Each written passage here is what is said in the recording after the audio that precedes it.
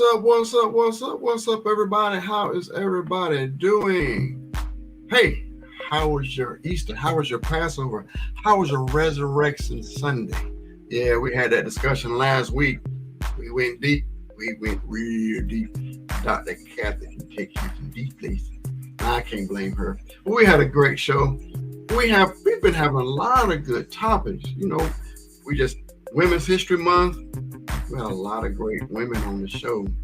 And I had my sister, Miss the Truth, Brianna Hampton. That was a great show. So a lot of people have been asking, what's up with the truth? What's up with Robert Hampton? He had stomach cancer. Well, if y'all don't know, I don't know, online, they post everything online so you can see everything. But for those who don't know, he had stomach cancer. So I believe it was Tuesday. They removed his stomach. Don't ask me how it works. They removed the stomach. They were able to remove all the cancer. They're not finding any more cancer. So he's doing well. I think he was even walking the same day. So we thank God. Thank y'all for your prayers. And go back, Black History Month, we went there. We went there in Black History Month. Even talked about where black race, white race, where that came from, where it was invented here in America. So we talk about a whole lot of different topics. We had Dr. Bethune-Cookman's granddaughter on. Man, I'm telling you, it's a lot of shows, a lot of great shows. So if you missed it, I hope y'all go back and watch our old shows and continue to follow us. Please like, share, and follow. That's all we're asking you to do. It's free. Just like, share, and follow. All right? And we got us a great show today. Dr. Catherine was telling me all these things that's happening in this month of April, my birthday. But this month of April, there's a lot of things. But one thing that's very important this month is Autism Awareness. It's Autism Awareness Month. So a lot of us may know, I know some people that may be dealing with autism. A lot of us need to learn more about autism. So that's what this show is all about. We got two great people. We got people that's advocates for autism. They've been through it. They can help you. If you're in the midst of it, they can help you with it. But let me stop running my mouth. Let me bring in my co-host. Welcome. Round of applause to Dr. Kathy. Hey, everybody. Thank you, Joe. Hey, all right, y'all ready? You ready for a good night? We got a good show coming. I'm so excited about the guests that we have here because this is so very important. And so many people struggle and don't know what to do or how to do it. Some people are even giving up their kids when they hear about this. So people are walking around undiagnosed and being treated or shuffled into different situations because because people don't understand autism. They don't understand what it means to be diagnosed with autism. But we do have some great folks here tonight, so I can't wait to just listen up and learn a lot. Okay, so first, coming to the stage, I had to go look her up. I don't know if I should tell her. When I started Googling, I found this thing called Hugs. Let me see. I wrote it down.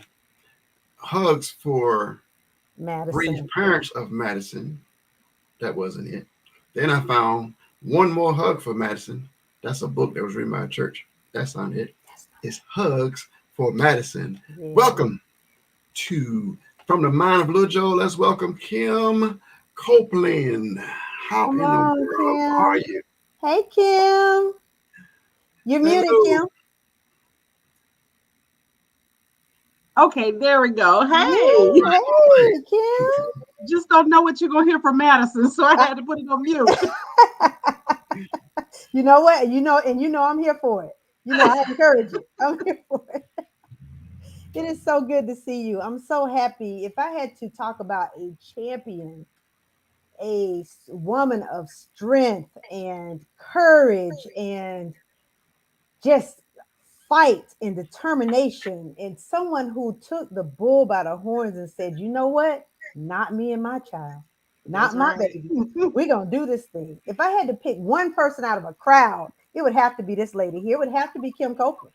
This Kim Copeland has been amazing since day one, as she has been dealing with her daughter Madison and our little Maddie. And when I tell you the cutest little thing, and she's gonna keep a bow in them clothes right. She's gonna be the cutest little thing ever.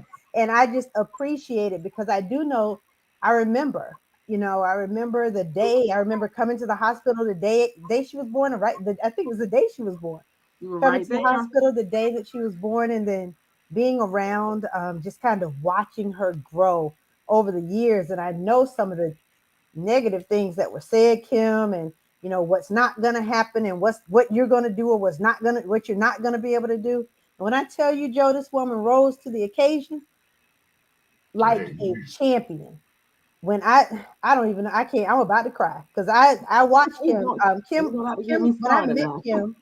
Kim was a when I first met Kim was a student. Don't judge me. I was on the 12, but Kim was a student at Rains High School, and she was doing great things then. And then I left, and when I came back, I ran into Kim. Kim was a teacher.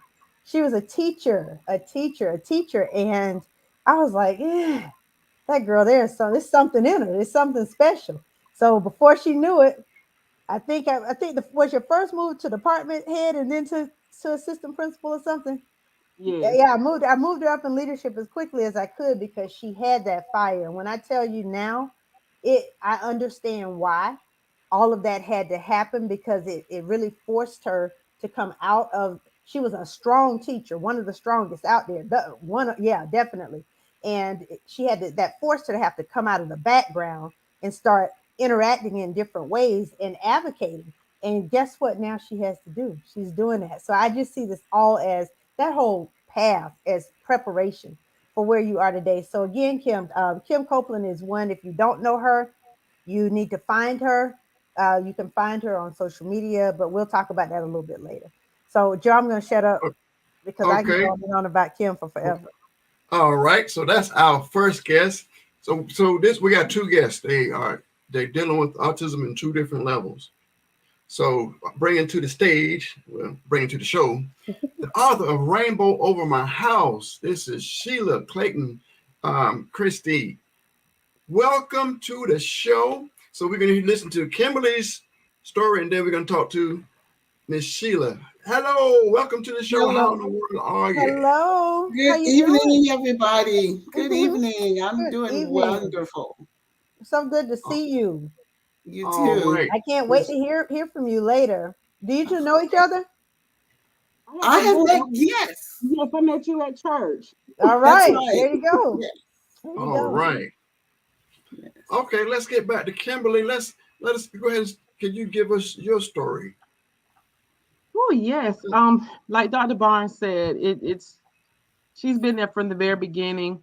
Um, Being a new mom, first time mom, um, you expect everything to go as planned. You do a lot of reading just about milestones, and um, I, I must say, it was so funny. Dr. Barnes mentioned the preparation. I just really feel like God was preparing me to do what what he had in store for me to do, Mhm. and that was mother a child with special needs, his least one. um I say that because when I first entered into education, I went in just thinking I want to be a science teacher. I just want to be a science teacher. And at the time, there wasn't a science teaching position available, but there was an exceptional student education position available. And I was like, okay, get your foot in the door, do what you got to do, and then ease your way into your science. So I did my first year with exceptional student education and absolutely loved it. On top of me loving what, just dealing with the whole aspect of exceptional student education, it was the students. They captured my heart. And I realized that this particular position is not for everybody. Yes. So rapid going along, I have Madison. Um, I was 29 years old. And like I said, just first time mom, doing a lot of reading. Um, as time went on, there was just some things that I'm like, that's not, it's 3 months now. It's 6 months now. He's not doing this. It's 9 months now. She's not doing this. And you sometimes you get a little paranoid and you go to the pediatrician and they're saying, give it some time, it's still young. Uh, I am so sorry. that wasn't me, but I was like, oh, I guess I better put mine on YouTube. And that's okay. But so things start coming along, and the thing about it is, over time, there was some progress I was beginning to see where Madison was developing some babbling, where she was beginning to mama, dog, ball, your basic words that it still developed a little later, but it was coming. And I'm like, okay, yeah, she's getting there. And then all of a sudden, I'm just like, I was like, have any of y'all heard her say anything lately? And it was just everything kind of just regressed, went backwards. So as time went on, she still wasn't walking. It was, 11, 12 months. She still wasn't walking. Again, there was at that time no verbalization. So me and my village, we got together and, we started doing some reading and just just started researching, what happens when a child doesn't do this at this age. So, of course, the word autism kept popping up, and it was like, okay, I keep seeing this. Yeah. So it was just a matter of me accepting this. And I'm gonna say some may not like what I'm getting ready to say, but it is what it is. At the time, I was a single parent, and I just felt like I wasn't on this journey alone, even though her father wasn't there. However, when it comes to decision making, I have been in connection with a lot of families, even done a retreat with families that have kids on the spectrum. And that was the most heart-wrenching thing to see couples fight. Yeah. Yeah. I can just imagine, Kim, having watched you, watch They would you. fight Yeah. because one parent felt this way and the other parent was in denial. And because I knew God was with me, I just knew I had to make choices on my own. But I'm so thankful that I was able to just have that guidance from God, from my family, to help me and support me with my feelings and my thoughts based on what I was reading, and not having another person there in my ear saying no, because when you do things like this and you go to doctors, it has to be consensus with both parents. If I was going to have her tested, it would have had to been consensus from both parents. And I'm so thankful that I'm here to say that I was able to start that journey at the age of 3. And study says that, typically age 3 is the time frame that developmental pediatric specialists will diagnose your children, because of the fact that it could be a developmental delay. Right. And, they want to give as much time as possible. So I had her diagnosed. I went in and had her tested. My father and my mother was right there with me on my side. And, it's just, it's one of those things that you have to really, really,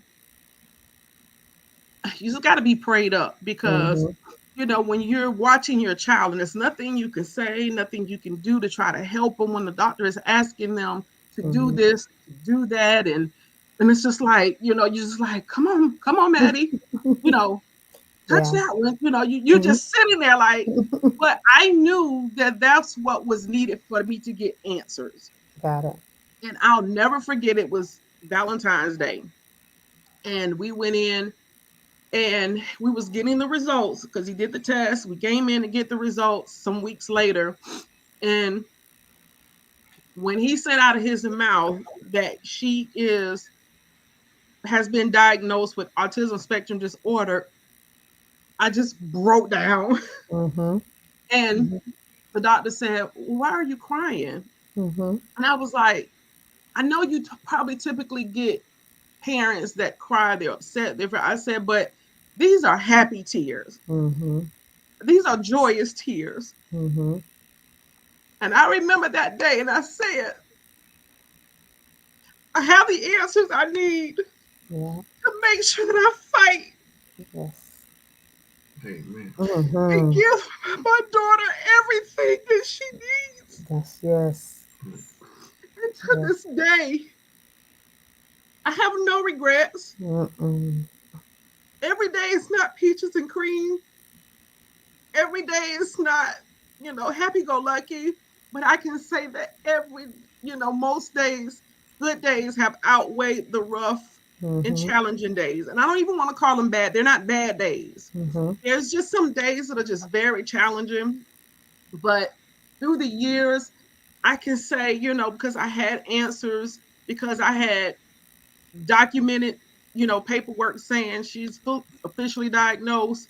That means her education started at 3 years old. Yeah. I was gunning, I was going. You know, Mm-hmm. I'll never forget that day when we got home. I went to my parents' house. I had my laptop on my lap. My mom and dad were sitting next to each other with a laptop on their lap. And my brother was there and he was looking over on the laptop with me. And we were just looking, trying to figure out, looking at resources, Mm-hmm. what's next? We got a Awesome. diagnosis now. What's next? Mm-hmm. So I began to just make connections. We ended up doing ABA therapy, and she started that at 3 years old and went till she pretty much aged out at age like 11. It was like 11, I think she aged out at ABA therapy where she was attending at the time. Mm-hmm. And it's just been so helpful. And I've recognized, like I say, just being at that retreat, I recognize the hardest thing for parents to do is be receptive and accept this thing, and know that this it's not the end. Right. It's not the end. Mm-hmm. Our children can have just as much of a quality life as any other child. Um, Madison is 13 now. And when I tell you, I feel like I'm living a typical parent life of a teenager. She's the mood swings, the closing the door. Girl, why are you closing that door? That's my door. So it's been a journey, and I must say, my village has been the absolute best. And I can tell you this, there's been days that, I've laid and I've just stretched out my Mm-hmm. arms up to God, just crying and, Mm-hmm. just asking for help. And, just because it's some rough days, it's some very challenging days. And I tell you, every time is there's always like a ram in the bush, Mm-hmm. he answers my prayers. And like I said, I'm not doing this alone. Right. And it's my goal to be an advocate for other parents, to Mm-hmm. encourage other parents. Um, like I say, just the early interventions has been by far the best for Madison and her situation. And I realized that there's no two kids that are exactly Right. alike that are living with autism. And that's something I have to always keep in mind. And I'm just always out advocating, Mm-hmm. and it's so hurtful at times where people can be so rude and so judgmental. And it's even helped me because we'll go in restaurants and you hear kids, they won't sit down, they standing all up on the booth, they looking all over and they just making all kind of noise. And people are so quick to judge and that little child, they need to sit down and they need to spank his tail, they need to do, but what do you really know what's going on? Right. Right. So I've had stares, I've had, and I've always used those moments to educate, and to talk to, especially kids. It's so important to make sure that our kids understand and are aware, because a lot of times when we send our kids away and they're in school, and especially if they're, mainstreamed or they're in a Mm-hmm. traditional school, kids need to understand what autism is about as Right. well, Mm-hmm. because it's a developmental disorder, and they also, with the developmental disorder, they also comes along some socialization Mm-hmm. challenges that they have as well. They don't, all of them don't socialize, they don't want to look at you, they don't want, they just don't want to talk, they Right. may sound different, they there's a Mm-hmm. lot of things, there's a list that can go on and on about how different our kids can be from other kids. And then in some areas they're similar. So it's just, I take these opportunities to educate others whenever I can. Um I'm just so thankful that God chose me to do this.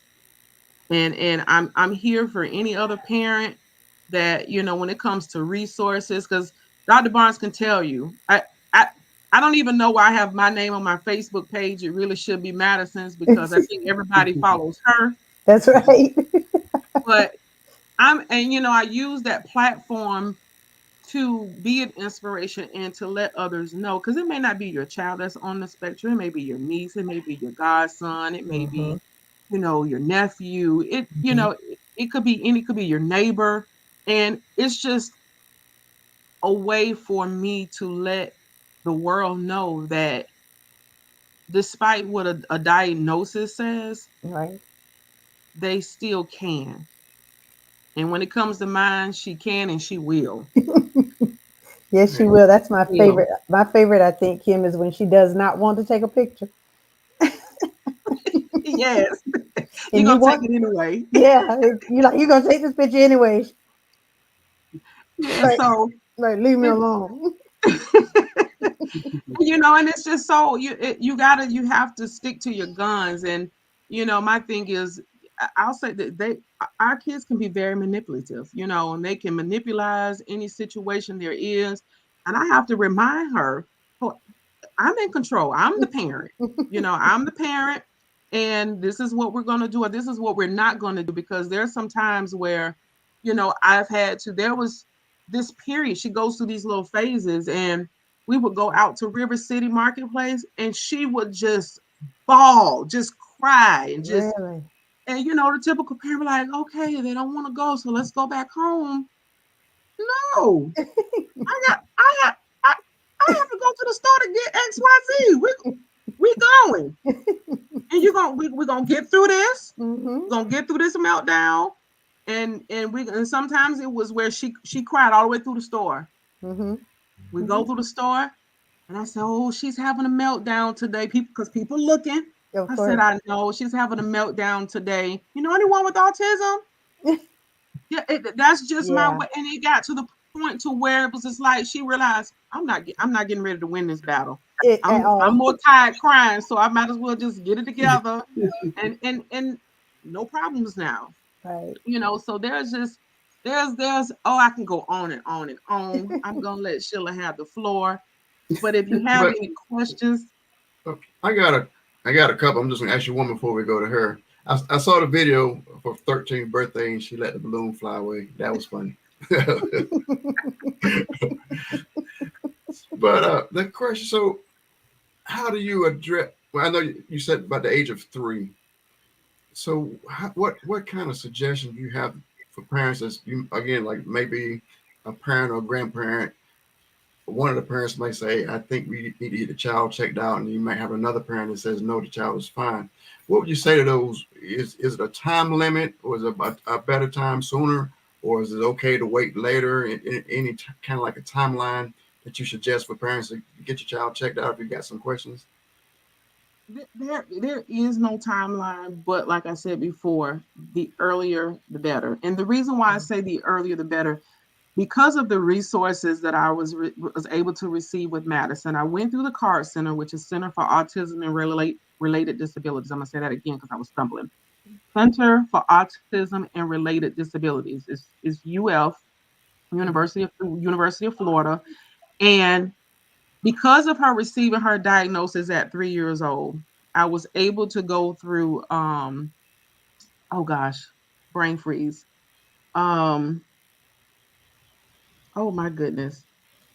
I was able to go through um oh my goodness. I cannot believe it just left my brain. That's all right. Um, It'll come oh to my you. goodness. It will. Um, oh gosh.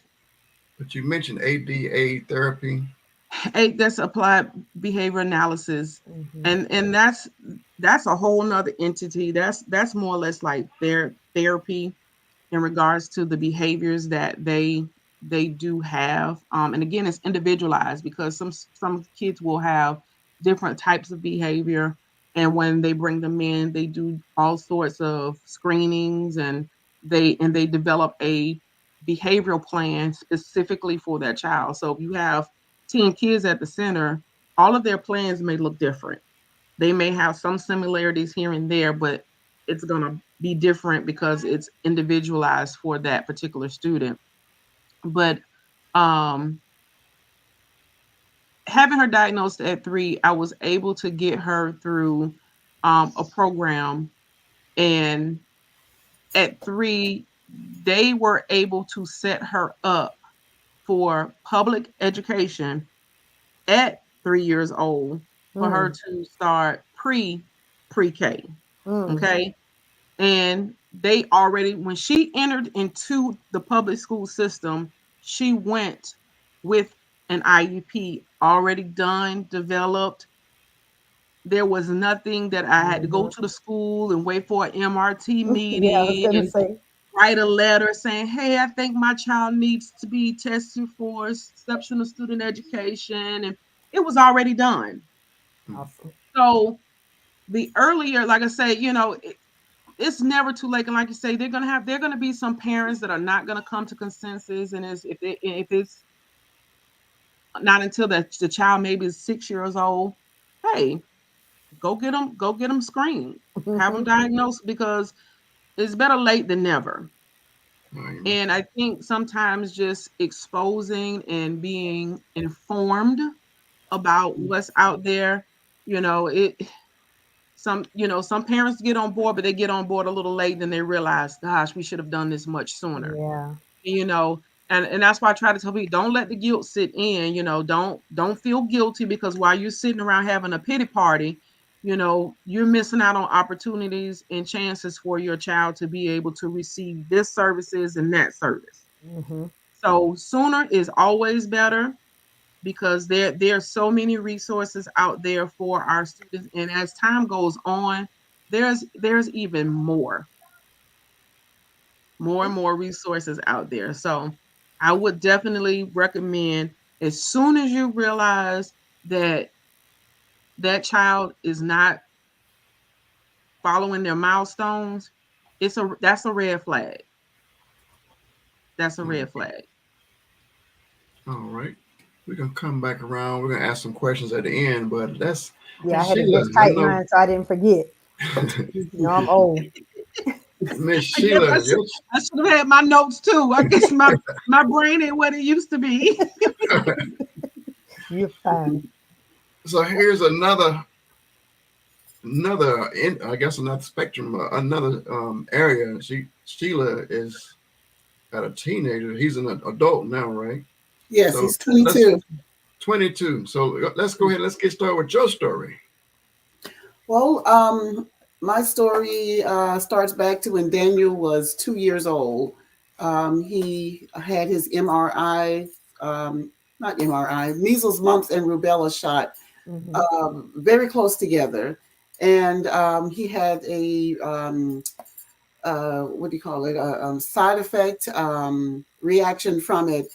And it was kind of weird because I remember the day I was in the bathroom, and there's a bathroom in the master bedroom. They were playing on the floor, and I'm standing in the mirror in the bathroom. And he has an older brother and sister. Everybody's 2 years apart, and so I was just really emphasizing to them because they were so young. My oldest was 6. There was 2, 4, and 6 years old, and I kept saying, be careful how you're playing. And the youngest child, you would think that, I would have been really careful of Daniel, but he was the really rough one. So I had to, really be careful. So I was always telling them to be careful and, don't horseplay too, be too rough.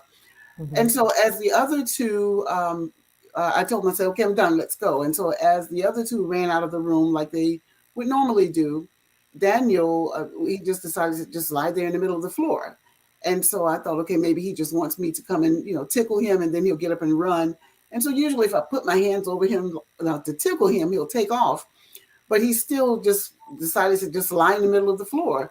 And so I just leaned over him and, got all the way down in his face. And by that time, because of the type of kid he was, he would have, started kicking and just clowning. But he was just lying there. And I looked in his eyes, and I felt like I looked through him. And so I yelled and told his dad, I said, something's wrong with Daniel. We called the pediatrician, and she told us to take him to Wolfson's. And so we took him to Wolfson's. They kept him for 2 days, checking for seizures, checking for bruises, broken ribs, etc. And they sent us home 2 days later with a rough horseplay diagnosis. And so as a mom, I knew something was not right, especially having 2 older kids. I, just kept thinking, this was just weird. But Daniel was born a normal child. I used to call him NASCAR because he would run through the house, and he would run full speed, and he would, turn corners like he was a car. And I would always tell him, stop running in the house. Again, this is the baby boy. So I'm thinking, if it was the older one, I could, kind of understand. But this kid is just so full of energy. Mm-hmm. And if you weren't paying attention, he'd just run up to you and grab you by the legs and, tell you to bring your face down so he could kiss you on the face and just give you a good wet kiss. Mm-hmm. And this was just Daniel's normal behavior. And each night before he would go to bed, either his dad or I was married at the time, either his dad or I would kneel down, and we taught him to say the Our Father's prayer. Mm-hmm. And we enjoyed hearing him saying it because that was a lot of words for a 2-year-old. And he would just botch up the part, and forgive us our trespasses as we forgive those. And, we would try to keep from laughing. But each night he would say, if I decided to pray with him 2 nights in a row, he would stop me and say, no, Daddy. So I would have to go and get my husband. And I would tell him, you're a little too young to be making demands so early. But this was his normal behavior. Mm-hmm. And so along with the incident at the hospital, and then one particular night when I was kneeling next to him to pray, he said to me, help me. And so I asked, what do you mean help you? You know this, stop stalling, it's time to go to bed. And he said, no, help me. And so I, nudged him again and said, Daniel, stop playing. It's time for bed. And so he said it again. And so I went ahead and said, okay, repeat after me. And he got in the bed, and I walked out of the room and just, was asking myself, what was that? That was weird. I mean, this kid loves to be ahead of everybody. He doesn't really like me to tell him to do anything. And so little things like that were on the forefront of the big event. We took the kids to the Magic Kingdom, March of 2004. At this time, everybody was big enough to walk through the Magic Kingdom without taking strollers. And so we were excited. First time taking them to Disney World. And that morning, I remember instead of the healthy mom breakfast, we went to a convenience store, and I bought everybody pastries and orange juice, junk food, donuts and juice, not bagels, donuts. And so I just said, we just want to get there when the park is first opening because we want to spend the entire 11, 12 hours there. We'll get some lunch while we're in the park. And no sooner than we got inside of the park, Daniel began to holler and scream. He started crying, and it literally caught us off guard because, first of all, this is NASCAR. He doesn't act like this. Right. And the first thing, his dad said, well, maybe he's afraid of the characters. Maybe, he's looking at these characters, they're life size now versus on the TV or a movie. And so Mhm. we both thought, okay, maybe that's it. One of us, whoever decides to hold him, just hold him close instead of letting him walk. And so we were walking with him, and Dad was carrying him, and he started crying again. And again, this is just throwing us off because this is not his normal behavior. Mhm. And so, for the next 5 hours, Daniel cried, and it was not just a Mhm. quiet cry, or tired cry. It was a sobbing cry, and he went from sobbing to literally screaming. He was putting his hands over his ears, and he just kept screaming. So we went into the candy store and bought 5 giant lollipops, the kind that we knew were not good, but we were just trying to do something to keep him calm. And I mean, the lollipops, they were the big round lollipops. And as we gave them to him, we're thinking, okay, one lollipop per hour or something. He was like a little piranha. I mean, just Really? through them, and I mean, I'm just crunching through them, just eating the candy. And as we would get on different attractions, remember, he's still crying the entire time. He never stopped crying once he started. As we would stand in line on the different attractions, he would reach for people and just pull the person in front, and we were Mm. apologizing for his behavior. And the entire time, we're trying to figure out what's going on with him, while at the same time making sure my other 2 kids enjoy their first time at the Magic Kingdom. Right. And I tell you, it was a nightmare. It became so, Daniel became so loud, and just grabbing people and pulling away from Dad to reaching over to me, and we're going back and forth. At some point, security started following us. And Oh so when wow. we realized, these people were looking at us as if to say, is this your child? Something's wrong here. Wow. So after 5 hours, we couldn't take it anymore. And I just said, Richie and Courtney, my younger two, I said, Mom and Dad, we're so sorry, but we'll have to go back to the resort, and let's go back and you all get in the pool. And Mom and Dad, Mom would take a nap with with Daniel, because Daniel's not feeling well. And so, they were disappointed. They did get on a few rides, but they were disappointed. But, they said, okay, because we tried to make the pool seem like it was going to just really be something exciting. And so we went back to the resort, and as Daniel and I lie there, I just started talking to the Lord and asking, what's wrong with my baby? Mhm. Something's wrong, Lord. What's wrong with him? And we, over the next few hours, while we were still there in Orlando, most of my attention was on Daniel. When we returned to Jacksonville, by this time, this was in March when we went. Throughout the remaining part of March into April, Daniel's 2 now, and I'm noticing that he's still not potty training. Mhm. I'm doing everything to potty train him, but it's not working. And so the thought came to my mind, okay, you all have grown up with pets, you potty train pets, so get a newspaper and, do what you do with pets, roll up a newspaper and try that method. And I thank God I didn't, Mm. because I remember going to the store. I stopped by Gate gas station, and I stood in line to buy some comfort foods. And as I stood in line, my eyes just happened to just look down at a newspaper. And I don't buy newspapers from the news stand at all. But I just happened to look down that day because the line was so long. And so I picked up the newspaper, and I've been praying and asking God for answers. I picked up the newspaper, and there was a mom from Ponte Vedra on the front of the paper. And as I read her story, just the first few lines, I went ahead and bought the paper. Mm. And I bought it because what she was saying sounded like me talking. Mm. And so, sure enough, I went outside and sat right there in the parking lot and read the entire article. The article was the front page of the paper, and it would go on to maybe 2 or 3 more pages inside of section A. Wow. And this mom sat there with her daughter on the front page, saying the very same things I'm saying, the regression, how her daughter, well, actually, her daughter had never spoken before. Mm. But as she began to share her story and her concerns and the different symptoms that Daniel had, that was the same symptoms her daughter had, I knew I had my answer. And so I sat there and cried. I cried because I had relief, and Mhm. I knew that I had a breakthrough.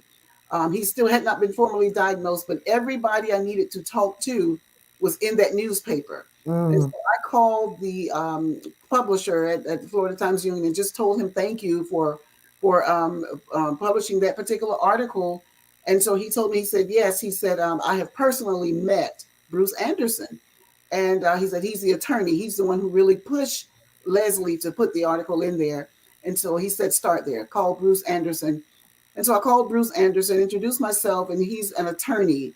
And he said, Sheila, he said, I am so sorry to hear what you're going through. He said, but you're actually family number 61 here in Jacksonville. Wow. He said, thank you for calling. He said, because you're going to only make my case even better. He said, your son is dealing with what we believe are mercury poisonings or vaccine injuries. That's what he said. He said, we believe your son is dealing with vaccine injuries, but it has not been proven. So he said, there's a doctor mentioned in the newspaper, in the article, and I need you to see her. He said, I need you to reach out to Dr. Julie Buckley, tell her that you've made connections with me, and I sent you to her. But he began to talk a little more about his role. He said the mercury poisoning, he said, we're not against vaccinations, but he said, it's what they're putting in vaccinations to preserve them. And he said, it's mercury based.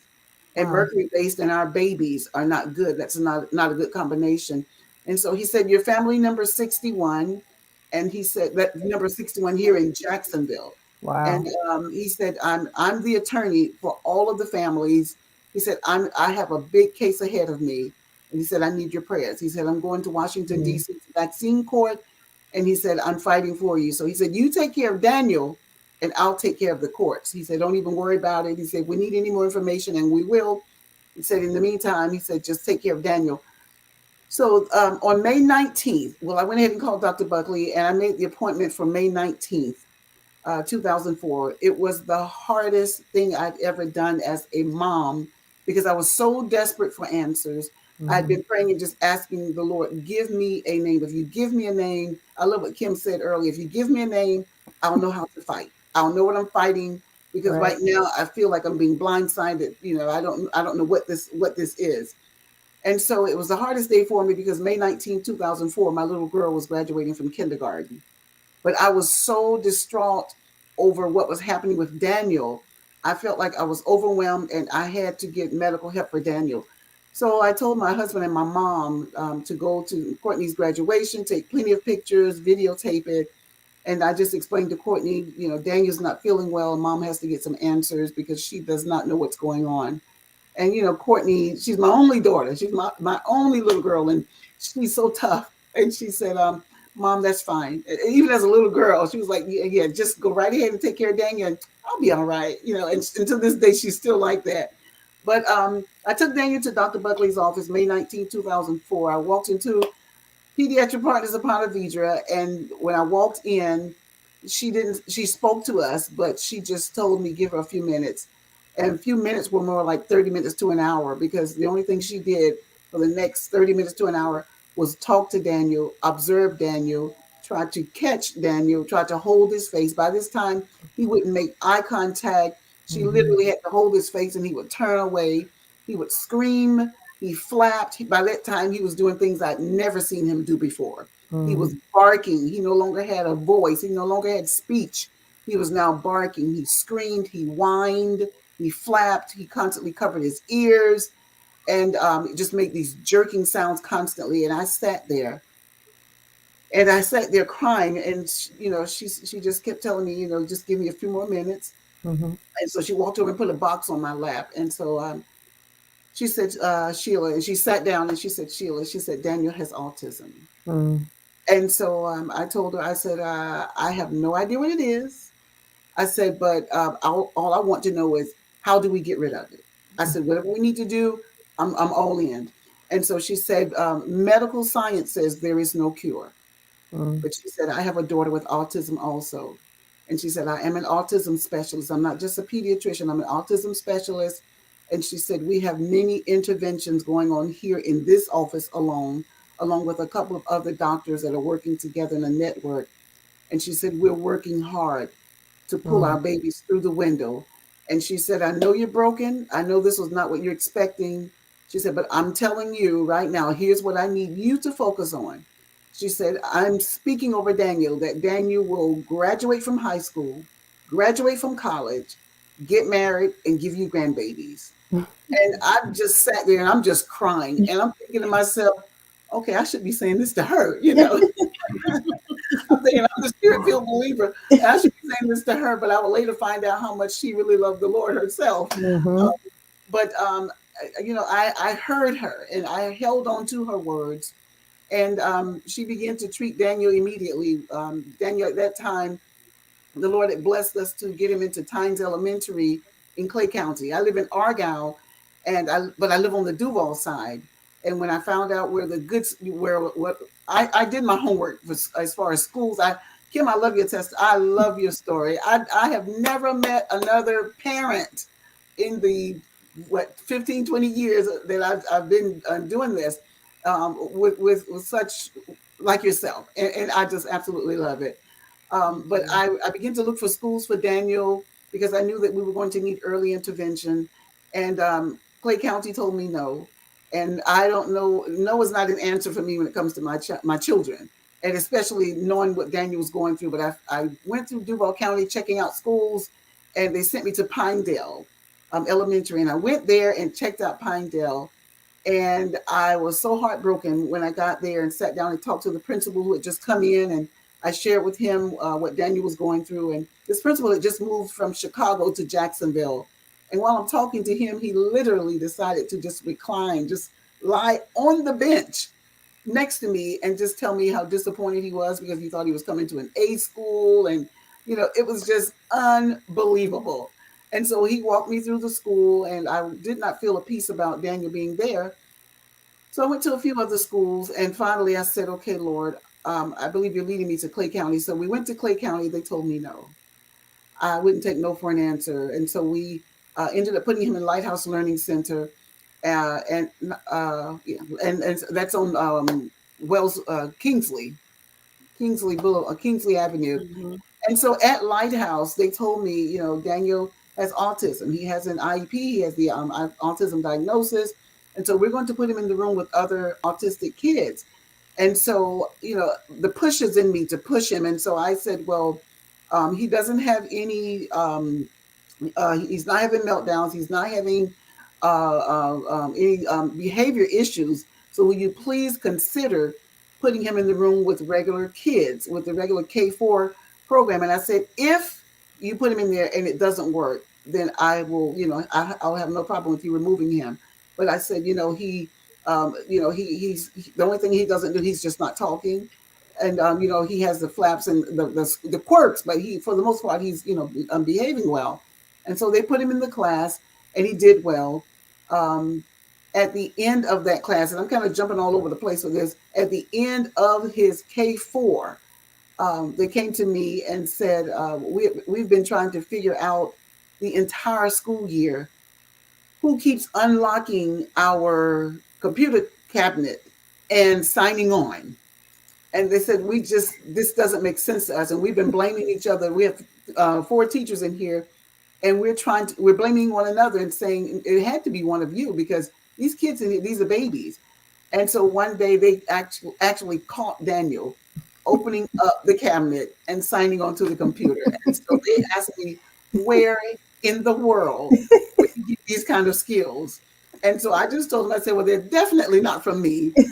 So, you know, Dad is an IT, but I don't think he taught Daniel that either. But I think it's just out of his curiosity. Mm-hmm. And so then she told me when they would sit on the big rug at reading time, you know, she would tell all the kids, be quiet so everyone can hear. And so she said one particular day, Daniel mocked her, be quiet so all the kids can hear. And so I was absolutely amazed because, you know, again, he was not talking. Yeah. But by the end of the school year, she told me, she said, we're going to do something very unique. She said, we're going to have all of the kids do their own presentation for graduation. And she said, we taught Daniel a book and we're going to allow him to read it. And so at the end of graduation for kindergarten, for K4, he read a book. It was a very short book, but he read the book as a part of his presentation. While we were in the midst of him going to school, we were still going to Dr. Buckley. Dr. Buckley began to add additional changes to Daniel's lifestyle. The first thing she told us to do was change his diet, take him off of all milk products, anything that came from a cow in the form of milk, cheese, dairy, etc. She told us to take him off of it. She also said take him off of wheat, gluten. And when I looked through my cabinets, that was just about my entire cabinet, pantry, everything, because just about everything on the market has wheat gluten in it. Yeah. And so she prepared me. She said, you're going to be cooking a lot more, and you're going to start shopping and purchasing foods that you have not purchased before. I would go to Dr. Buckley's office once a month, every other week rather, on Tuesday nights to a support group. It was the only support I had. As Kim was talking about the other families, how the couples would fight. I was married, but my husband at the time, it was just overwhelming for him, and it was just too much. And so I would come back and share with him, but even in that, I could only share so much because it was just overwhelming. And even when I would tell other family members, especially my mom, who would keep Daniel at times, watch the children for us, her response was, there's nothing wrong with that boy. Food didn't hurt you all. He'll be just fine. It's all a part of growing up. Every child has some kind of allergy. And I said, no, Mom, this is different. He has allergies. He's allergic to dairy products. He's allergic to wheat gluten. And so when I saw that I was not going to have that kind of cooperation, I just said, it's okay. It's okay, God. You give me strength. I got this. He has the right mama. I'll be fine. And so I changed his diet and started shopping at places like Native Sun, Whole Foods, and purchasing foods that had no wheat, gluten, or dairy products. And I remember going into the stores, purchasing $300 and $600 worth of groceries. And at that time, I was not in corporate America. I was full-time in music, just singing and traveling as a worship leader. So we had the one corporate America income, but Daniel's diet was pulling from every angle. And financially speaking, we were being challenged, but I knew I had to buy certain foods for him. And I would purchase foods, bring those foods home.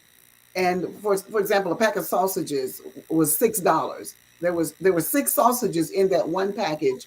And I remember cooking for Daniel one morning, and he picked the sausage up, smelled it, and put it back down. That was it. That was it.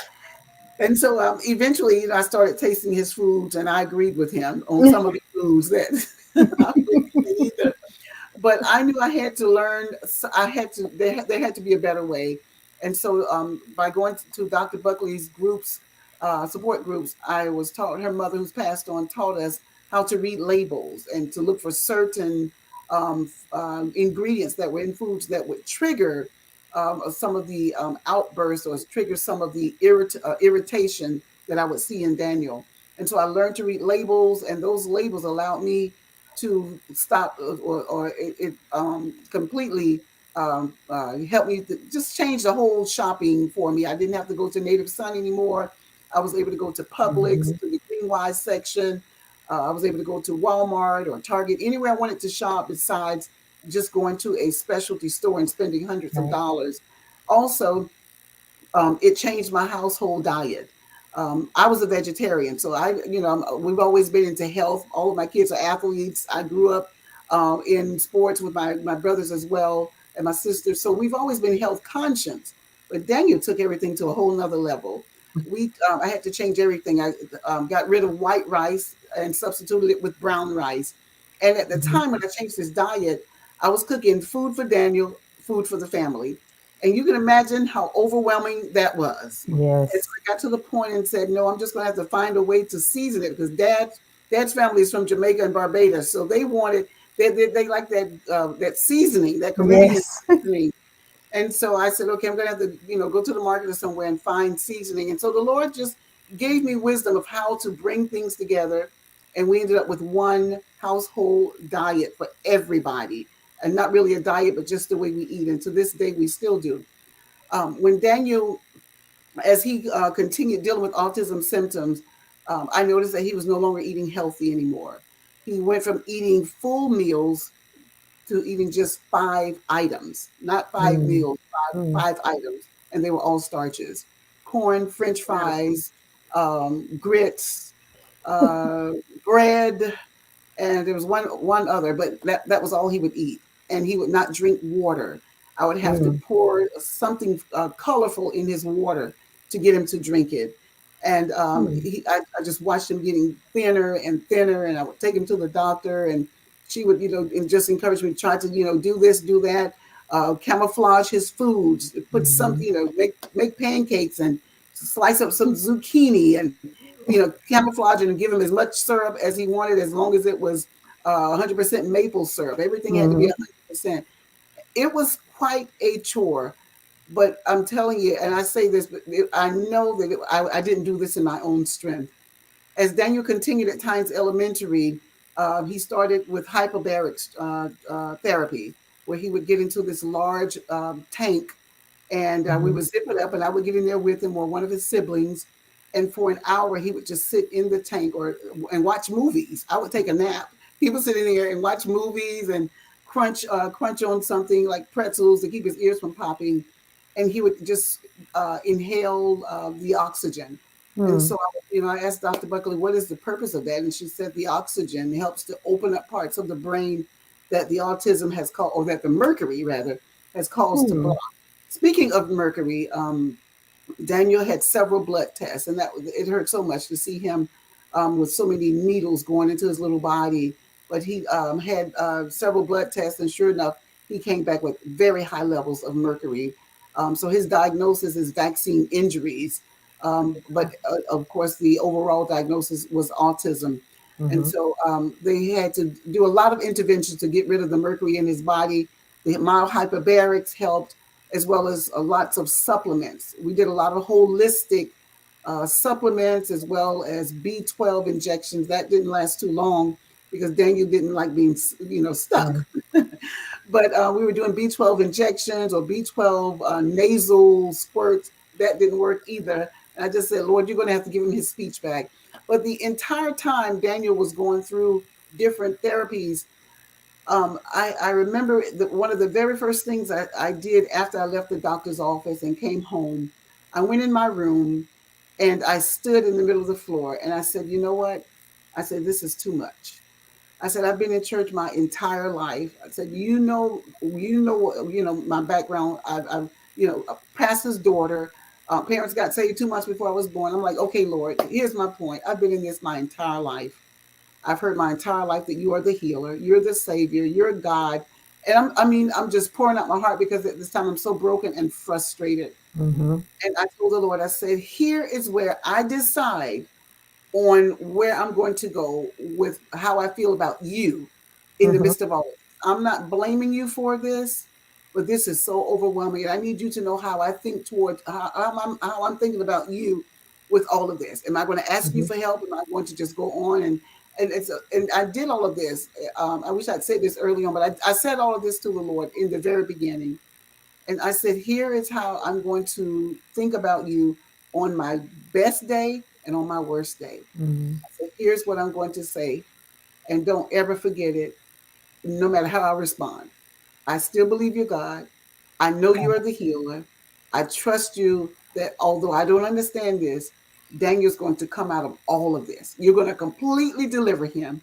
I don't believe that you did this. I don't believe that this is something that's just so horrible.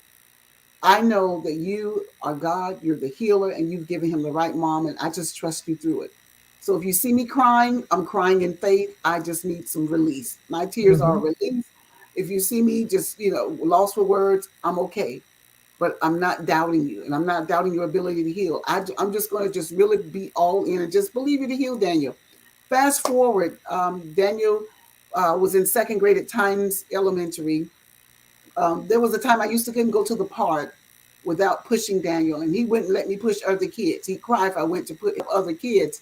But one day his teacher, when I pulled up, she said, she came running out to me. She said, Miss Christie, I have some news. And, when the teacher says that, unless they're smiling, you don't know what they're going to say. But she wasn't exactly smiling. She just sounded excited. And she said, Daniel pushed himself today on the swing. And I rejoiced. That was huge. Anything like that was huge. And I rejoiced. And it was just unbelievable because you had to be at the park with him to see how this kid would act if I pushed someone else to help them out. But from that moment, we begin to see little, we begin to see encouragement. At the end of his second year of school, I remember her coming to me and saying, I'm not sure what I'm going to do with Daniel because I'm seeing something I've never seen with another child with autism. And she said, I have some thoughts on my mind. I'll share them with you later. So I told her, okay. I said, we'll talk about it later. Daniel had a parent teacher, the study group meeting. And so they called me into the study group meeting, and I've been to several before. And so by this time, he's slowly regaining speech. And so the therapists and everyone sat there making their recommendations and suggestions.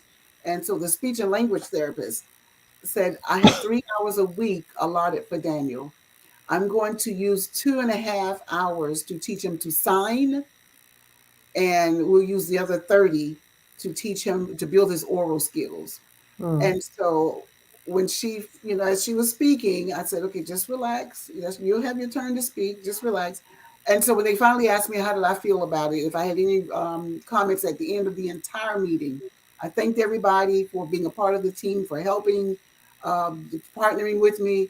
And I said to the therapist, to the speech and language therapist, instead of 2.5 hours to sign, I want that reversed. 2.5 hours to regain his oral skills and 30 minutes to sign. I said, I don't mind him having a second language.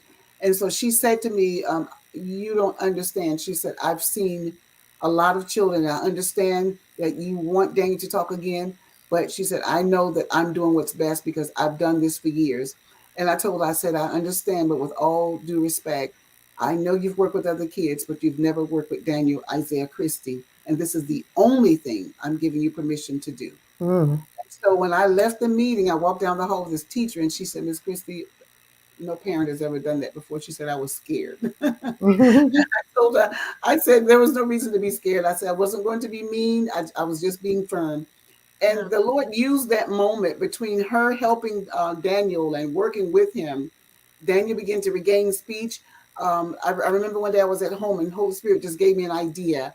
And I just sat him in front of the TV and just I put on a video that was giving just one word language, one word sentence, or one word, just one word, and he would repeat after it, and just little things along the journey where I saw that between the doctor's office and the school system and working at home, he was getting better. Fast forward to the end of the second grade year when she finally came and talked to me. She said, I've never had a child to overcome the autism curriculum here. I've never had a child to outgrow the curriculum. And she said, Daniel is doing amazing. She said, do you realize Daniel is talking? She's not just the sign. She said, but he's beginning to hold conversation. She said, I've never had this to happen before. There are parents coming to me asking me what's going on with Daniel. She said, there are teachers coming and asking me what's going on with Daniel.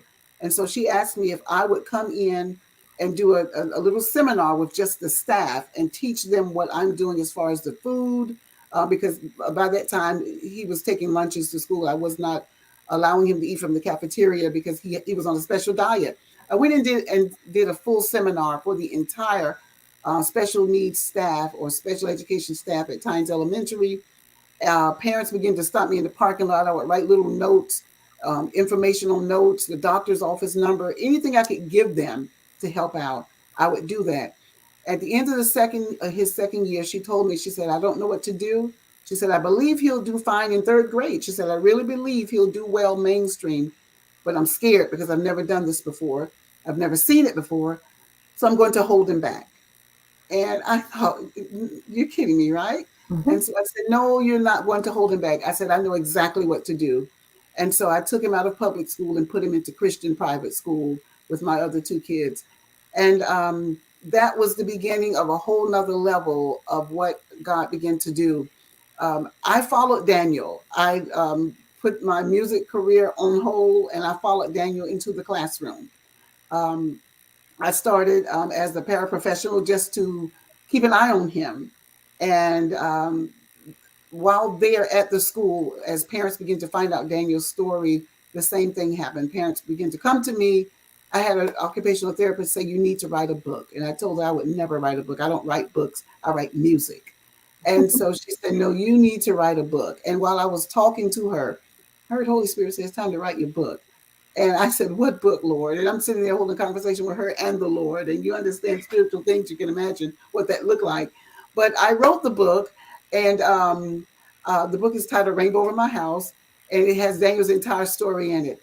Fast forwarding, Daniel went from second grade all the way up through high school in Christian private school. He graduated second in his class. When I tell you, a kid who loves to study, loves to. The challenge was the fact that he wanted to keep up with big brother and sister, Yeah. making good grades, bringing in good report cards, seeing them getting rewarded.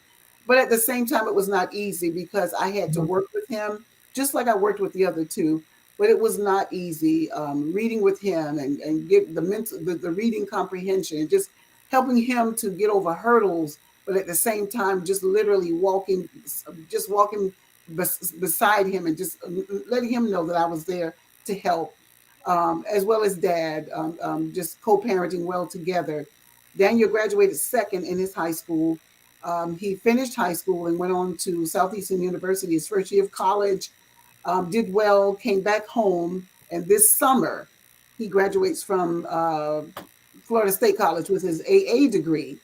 He could have graduated probably a year or two ago, but I went from 4 classes to 2 classes with my busy schedule. But he graduates this summer and he's going back to his school in Lakeland.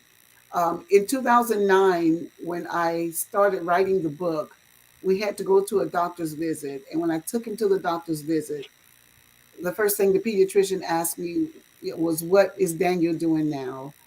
And I told her I have no idea what answer she wants me to give her. I said, because, he's in 3rd grade. He's doing some of everything. He's talking. He's making friends. He's all over the classroom.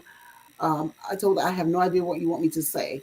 And so while she was talking to me, he was whispering to me because, he has a little reservation about him. I don't like to say shy because to me, shyness is a form of fear. But, he was kind of reserved. And he was whispering to me. And so she asked me, what is he saying? And so I told her, I said, he told me that you need to put some speakers on your computer. And so she started laughing and she said, oh my God, she said, the kid's a genius. She said, you're absolutely right. She said, I don't have speakers on my computer. And she asked me, how does he know that? And I told her, I said, I have no idea. But this is Daniel. And so she diagnosed him thoroughly. And she looked at me and she said, the reason why you can't tell me what he's doing now is because all of the autism symptoms are gone. She said, do you realize Daniel no longer has autism? And she said, I will put it in writing. And she said, you always have to remember that there is no medical cure for autism. And she said, you're going to come up against that. She said, but we don't say cure, we say recovered. She said, Daniel is totally recovered. She said, he's talking again. She said, he can hear again. He ended up having to have tubes in his ears. His cognitive function was normal again because he lost all of that as a child, his speech, cognitive function, his hearing. And she said, do you realize Daniel is no longer autistic? And she said, here, I'm going to give this to you. She said, I'm putting this in writing in the notes in the computer, and I'm also giving it to you in writing. She said, Daniel is no longer autistic. And she said, you have work to do. She said, you have work to do. And so I asked her, what do you need me to do to help you get the word out? And she said, I need you to go back to school. She said, I know you've been to school, but I need you to go back to school and get your medical degree and become a nurse. And I told her that is not going to happen. You need something else to do. I'm not a medical person. But Daniel is a blessing. He's in what I call now the catch-up stage. If you can imagine going your entire childhood not knowing how to do certain things, and then all of a sudden you are alive, you are alert, you are aware, you want everything. And that's where he is now. And it is so hard for him to sit still. I look at him in church beside me sometimes and I think, Lord, I've got to find something for him to do because this is not him. And sometimes he's telling me, I'm so grateful when it's second service because he goes to youth church. But he's so hungry for fulfillment to make up for what he did not do as a child. Right. Right. He told me, he said, Mom, I studied for my driver's license test. I don't know why you're waiting. And, it's me. It's me. But I promised him he would get his license before he goes back to school in August. but God has been so faithful. So what I do now, Okay. I'm still in the classroom almost 14 years later. Um, I'm now an advocate of for families. I'm also I love going to child study meetings or groups for parents or along with parents, because a lot of parents are afraid of those particular groups because of what it could mean. I mean, it's just not Correct. comfortable for them. A lot of times they are not, they don't know what to expect. And so my role now is autism autism help at home. If you can imagine a parent knowing that the doctor is helping and the school is helping my child, but when my child comes home, what do I do? What's next? How do I Mhm. make the child behave at home like the child behaves at school or the child behaves in the doctor's office? So everything I'm doing now, I'm not a doctor. I always give a disclaimer when we go out to speak at conferences or at churches, different events. I always say, this is my disclaimer. I'm not a doctor, but Mhm. I am a mom who have lived this, who walked through this. I have plenty of experience in this area. I've cried, Mhm. I've rejoiced, I've walked through this. It has not been easy, and I can't say to God be the glory everywhere I go, but when I'm in a place where I can say it, where I'm free to say it, I absolutely do, because I didn't do it in my own strength, and Right. Right. things, even the things that Daniel is doing now, I just thank God for it, because he knows that he's healed. And every once in a while I'll ask him, "Do you remember when you did such and such?" Sometimes he'll say yes, and then sometimes he'll say, "Mom, I never did that." I say, "Yes, you did." He said, "No, that's not me. I wouldn't do that." Well, it's interesting to hear the story, to hear both stories and how they've just kind of developed over time and what you're seeing that's so different, different as your kids have progressed and as they've gotten older. Let me ask just one question, and this one is, uh, Kim, either of you can answer it. But what would you say is kind of the best advice for a or wait, let me back up. Let me before I do that question, let me ask this question. What is probably the your biggest shock or your biggest aha moment or the one thing that you saw happen or something that your children would do that you just never thought they would either be able to do or that you just would not expect? Kim, what do you got? Hmm, I think it's the music, the love for music, and for Madison to be, she's considered nonverbal even now Hmm. at 13. She's vocal, Hmm. but she's nonverbal. Got it. And the way that she can sing a song but not have more or less a full-fledged, kind of like how we're sitting here talking, having a conversation, Hmm. and it just amazes me, and that's how I know that God is just real, despite the fact that you know there's not clear precise words that are coming from her mouth, Right. and to know that there's no doubt in my mind Madison knows God Oh yeah. and the Holy Spirit, and you talking about a spirit of just discernment. Hmm. It's that's unbelievable to me in itself. But just to hear when we're listening to praise and worship music and the way that she sings, and it's not just I'm singing, because I know you could tell she's feeling Hmm. what she's singing. And I think for me that's just like the wow moment for me. Okay. Good. Good. So just seeing those things that I can just imagine like the shock moment, like, huh? Okay. Yeah, sometimes I'm driving, it's just because we listen to the gospel station, I'm driving and it's just like, is she singing that song? I mean, singing it with conviction, like, yes, like, just like, that's my song. Yeah. It's like, okay, so I turn it on up and we Exactly. sing together, and but yeah, it's amazing to me. It really is. Okay. Thank you for sharing that. Joe, I saw you lean up, so I was going to ask, but go ahead. I don't want to. No, you get Sheila response to that one. Yeah, go ahead, Sheila. Um, I think going off to college, his first year Mm-hmm. of school, leaving and being totally independent on campus, 3 hours away from home, and getting himself up to go to breakfast and then class every day. It was just amazing to me. I had to really trust God, but it was amazing because Daniel didn't want me to baby him. He's never wanted to be babied, Mm-hmm. and he just just proved that I'm fine, mom, and that would be his favorite phrase. I'm fine, mom. Like don't worry, and I don't like you worrying. But Yeah. going to school every day, 3 hours away from me, totally independent. Mm-hmm. Yeah, it was Awesome. absolutely amazing. Awesome. So Awesome, Joe. I was that was him. So how did you let go of being total? He was totally dependent on you for all these years. So I know it was very hard for you to let go. I was lost. I was telling someone that today. I was lost, especially because all three kids were in Lakeland at the school, Daniel's first year of college.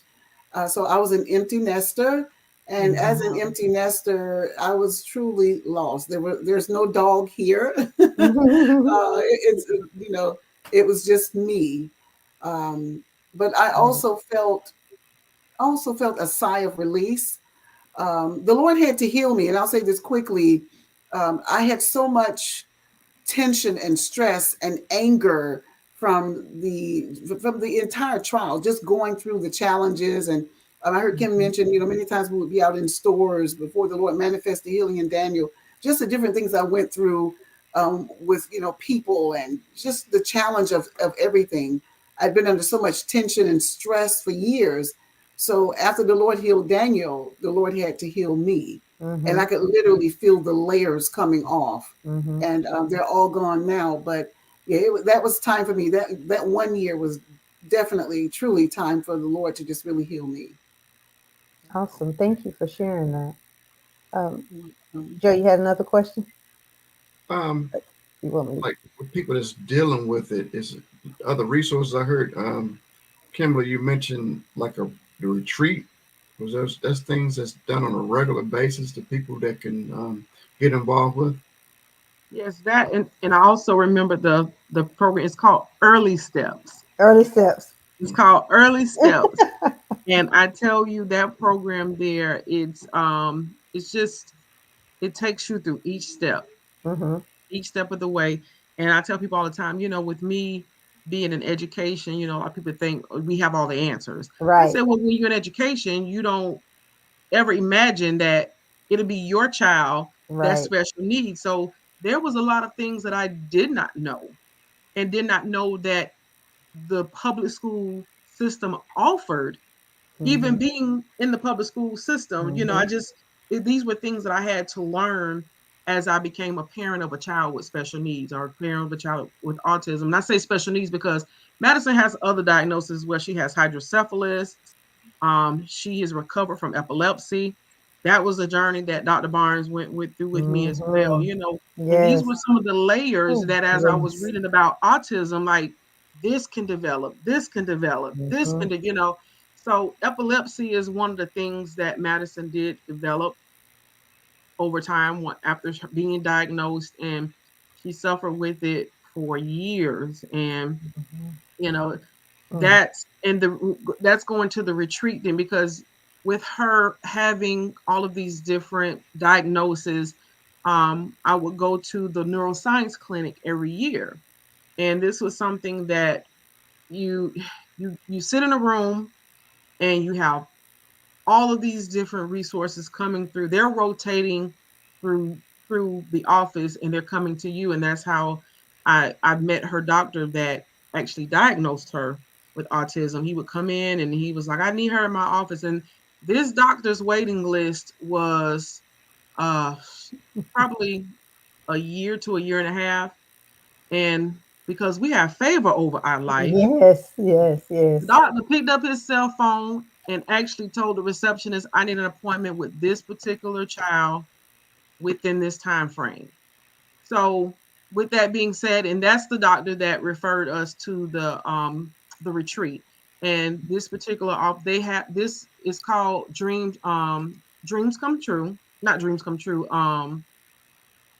Why am I getting a brain freeze? Oh, I just can't think of anything. I'm just so excited. I think, That's okay. um, That's okay.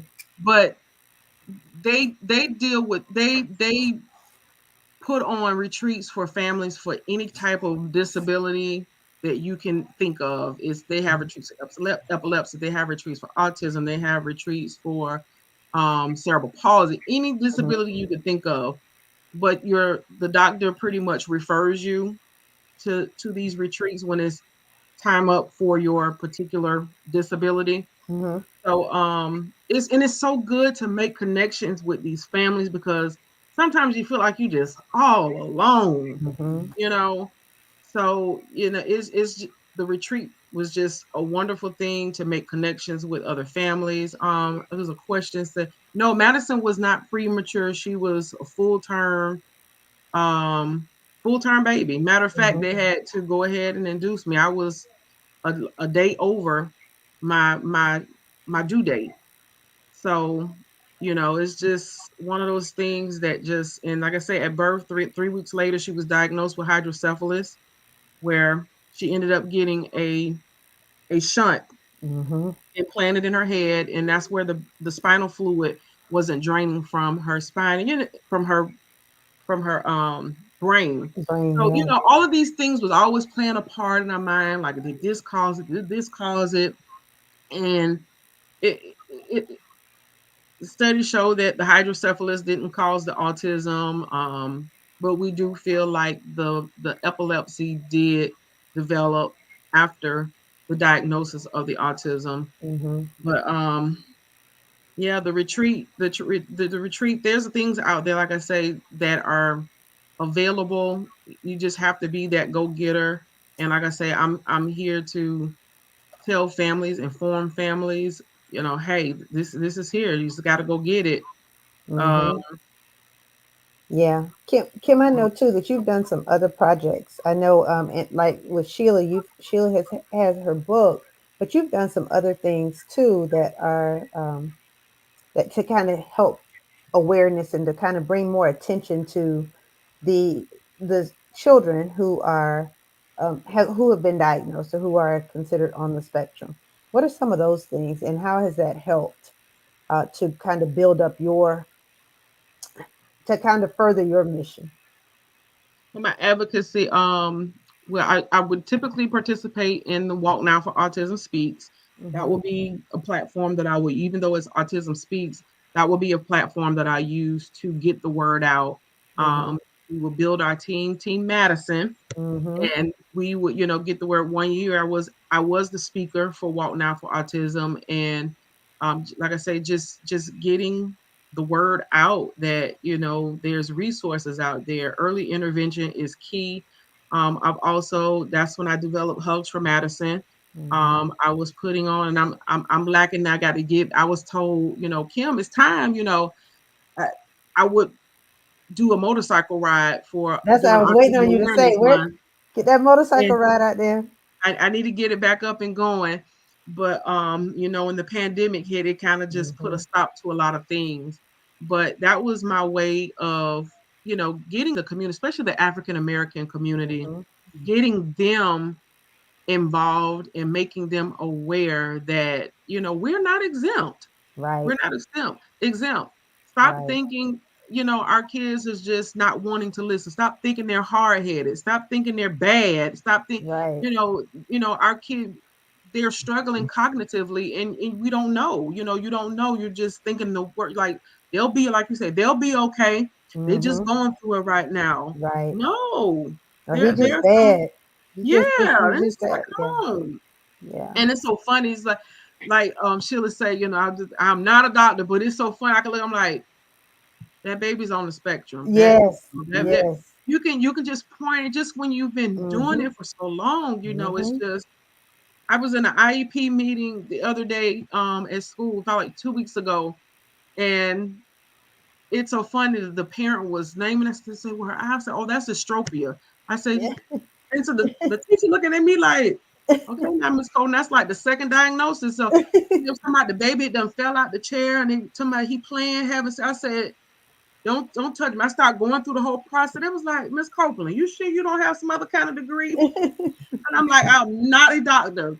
However, being a parent of a child that has undergone, specific diagnosis, I Yes. said the things that this parent is naming, and describing, I I I can call it because I've walked it. I've walked that walk, and these things there's help for. These things but when you don't know, that's the thing. When you don't know, Yeah. you just you take it for what it is. But I felt like I wasn't supposed to be in that meeting. Let's say that I wasn't supposed to, but I was supposed to be in I that was gonna meeting. say no, yeah, but you For the were. sake of that parent knowing that I need to do X, Y, Z. I need to go here, and there's help for my child. She just didn't know. She Yeah. just didn't know. Yeah. Yeah. All right. All right. It's a lot of eyeballs out there sending your questions. Sending your questions, everybody, while I got these powerful people. Y'all got this is powerful stories, two powerful stories. Yeah. I want to go back. I want to ask y'all both about the diet. If But Sheila, if Daniel, I'm sorry, if he eat the wrong food, would any symptoms come back? And Kimberly is Madison. Is she on a specific diet, or do you notice anything different from the different? Like if she eats certain foods, does she start acting out? We went on. Yes. I'm sorry. Go ahead, Kim. Go ahead, Sheila. You go ahead. Yes, symptoms will come back, but not the not the or autism symptoms. In 2015, Daniel was eating buffalo wings. He loves chicken, and we were noticing he was going to the bathroom even several times, even during dinner. He would get up and go to the bathroom, and so I took him to the doctor because I just felt like something wasn't right. And so they decided to do a pandendoscopy where they put him to sleep and, just did exploratory surgery at Wilson's to see what was going on. And although we had taken him off of cow's milk at a young age, he was still eating some foods with some kind of milk derivative, and we didn't know it. And so that's when they medically diagnosed him as being lactose intolerant. So yes, it absolutely can, and it just basically just sent him to the bathroom a lot. Okay. He let me say this. I'm sorry. He does eat wheat gluten now. He pretty much eats anything with wheat gluten. So he eats wheat gluten, but he's allergic to milk. I know he's glad. I know, right? Yes. Oh, it's Madison's diet. She has a very sensitive palate. Nothing soft. Her doctor pretty much nicknamed it the brown diet. And the typical foods that she eats on a day-to-day basis: chicken tenders, chicken nuggets, chicken fingers, pizza, French fries. Every now and then she may do like some barbecue ribs or something, but she has a very heavy protein diet. She eats absolutely no vegetables. Any way you try to do it, put it in her food, there's no camouflaging with Madison. She's going to examine it, look at it, smell it, do anything and everything before it even touches her lip. So trying to camouflage is very difficult. And it was a concern of mine. It wasn't anything that I was just like, okay, oh, well, because I would try so many different ways, I've wasted a lot of money on food. Just trying to get her to try different things, even the like vegan nuggets. And I don't know what it is, but it's just she knows what she knows, and she likes what she likes. Yeah, texture is a big part of foods as well. Like I say, the soft thing, she gags, and I'm not gonna sit there and try to shove mashed potatoes or grits or eggs down her throat, knowing that she could possibly choke just from the fact of the texture not agreeing with her But Right. I've gone to the, pediatrician, gone to the doctor about it. And right now, it was I was stressing about it. Like I'm feel like I'm being a bad parent. I can't, she won't eat the vegetables. And so the doctor was like, right now, where she is on the growth chart, her height is in the 89 percentile with her height. The weight is doing good. And, it's so the doctor was like, she's where she needs to be, but she takes a multivitamin every single day. You don't let a day go by without me giving her that multivitamin. And she's she's considered healthy. So I have removed that layer of her diet off my plate to not let that be one thing that I worry about. So does that mean I can stop eating vegetables? No, ma'am. Thank you. And It then, hurt the my. thing about it is, I will say this with that there's a layer that I've removed, but then a layer that I've added because of her not taking, eating vegetable. It does affect her digestive system for with Yeah. her going to the bathroom. So the layer that I've added is that we will do the Miralax. There's now some tea that I found, it's called Smooth Move, Mm-hmm. and baby, it moves it right on out. Good. So those are things that I have to add on a week to week basis to make sure that she's not Okay. backed up, because we've had some trips to the emergency room because, Mm-hmm. you know, she's been constipated. Right. So, I've realized at that time that, it's like this is another thing that another layer that I'm gonna have to add to our Mm-hmm. week to week routine because of her diet, even though she's considered to be healthy, Mm-hmm. weight, height, so forth. Mm-hmm. Um, her digestive system is being affected by it. Yeah. Okay, The I Thank. got it. smoothies, no, the smoothies that I've tried that, and it's the gagging, it's the Yeah. texture of The the texture. smoothies. Yeah, Yeah. yeah. Kim, you mentioned something. Just as, well, I'm not sure. I think it may have been you, Kim. One of you mentioned just a little while ago about being able to recognize the signs or recognize certain things in children. And I know there's no absolutes because obviously they call it a spectrum because it presents in so many different ways. And people Hmm. often will ask, with like as educators, people think you're supposed to be able to answer every question about education across the board and about any kind of thing that has to do with a child across the board. So I know you all have experienced that. But Kim, or both of you actually, anyone, what are some of the things that you would tell parents or tell just people to look for? Again, knowing there are no absolutes, and you're not doctors. I'm not asking you to diagnose, but I know that there's sometimes you can just look, and I'll look and I'll say, hmm, you'll know. Hmm. So, what are some things that you would say, or that you all would say that would be an alert, potentially for parents? Definitely the socialization. Just, even not just with other people, sometimes with close family members, um, not wanting to be around, not, the noise is too loud. Mm-hmm. And some people think that that's just like when you see kids in church, sometimes they get it is sometimes they get that, tell that baby put that hand down.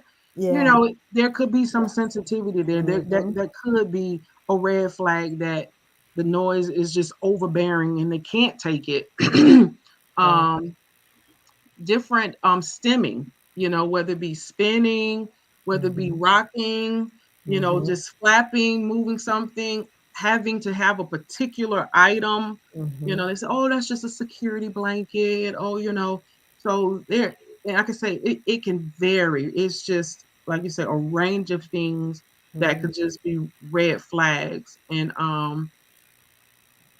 it could be very sensitive because it could Mm-hmm. be somebody close, just even at church. Mm-hmm. And that I say that there's a grandparent at my church that she's come to me 2 times to get my Mm-hmm. phone number. Mm-hmm. I know why. And she's mentioned something. I need to talk to you. I need to talk to you. I want to, and I feel like I still haven't had that conversation. And it's been over a year now. Oh yeah. And I haven't had that conversation because you got to and catch I'm her not gonna- Sunday, Kim. Hmm? You have to catch her Sunday, Kim. Well, this is the thing with that. You have to be ready for the conversation. That's right. I'm ready to hear it. Because I don't know any way to give it to you, but to give it to you in black and white. Right. And, you know, like I said, because I went through this journey as a single parent and not having, you know, and then the thing about it is, you the grandparent coming to me. What about mom and dad? Because you can be ready to have the conversation as grandparent, but what about mommy and daddy? Right. You know, are they ready to have the conversation? And so rather to add fuel to the fire, I just let people know. And I'm ready for you whenever you have. Hey, yeah, that's what I you was gonna ready say. to talk, I'm here. That's it. That's it. You got to go with the, hey, you got my number about a year ago. We still haven't talked yet. Let's talk.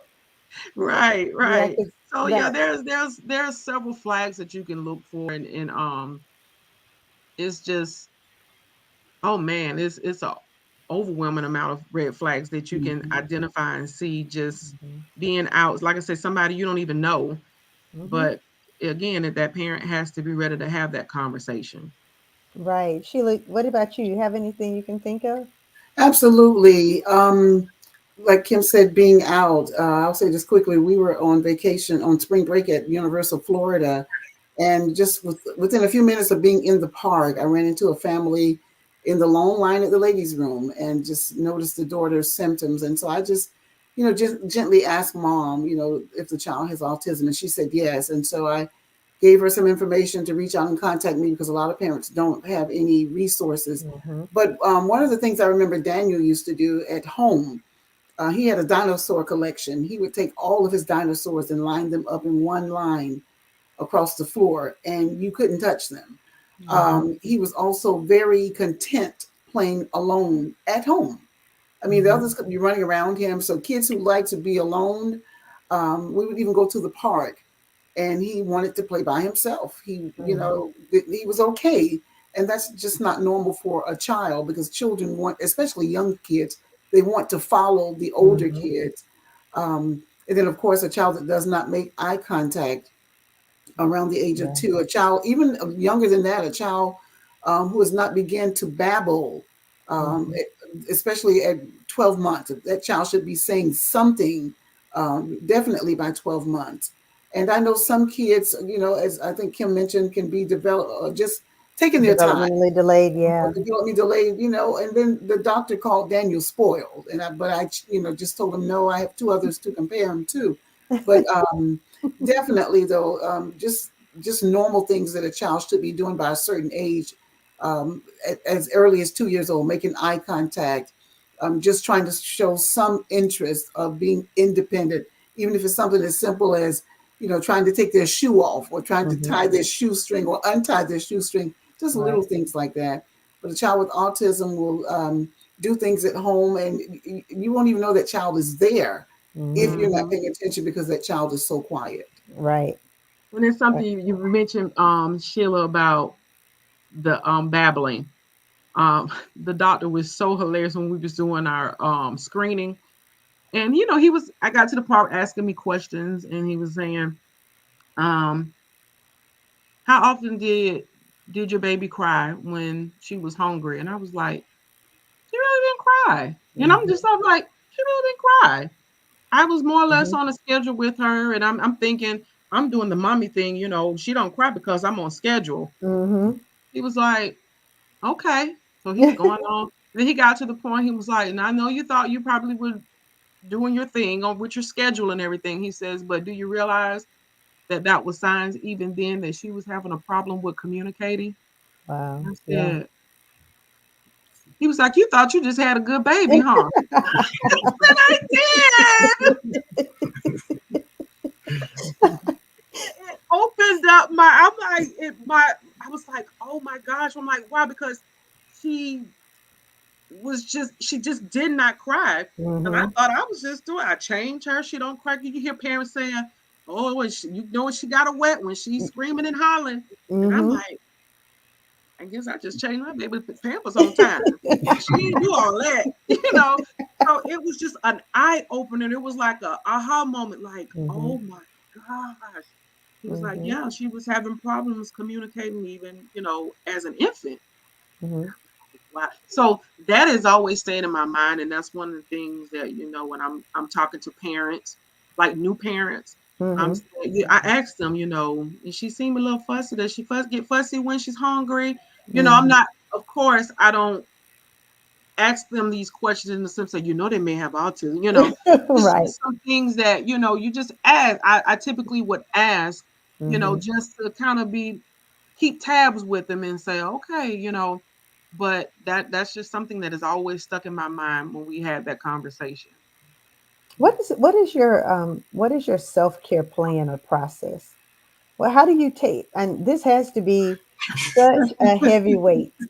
And I know that there are parents and people that are listening who want to know, you two, you're beautiful, you're energetic, you've been fighting this fight for a long time, and and you still got that fire. What do you do, or what can you tell others to do, in terms of self-care, and what is that practice or that process like when you're in the midst of trying to be a great parent, but being a great parent with the stresses that come that are a little bit different than some other parents may have? How do you do that?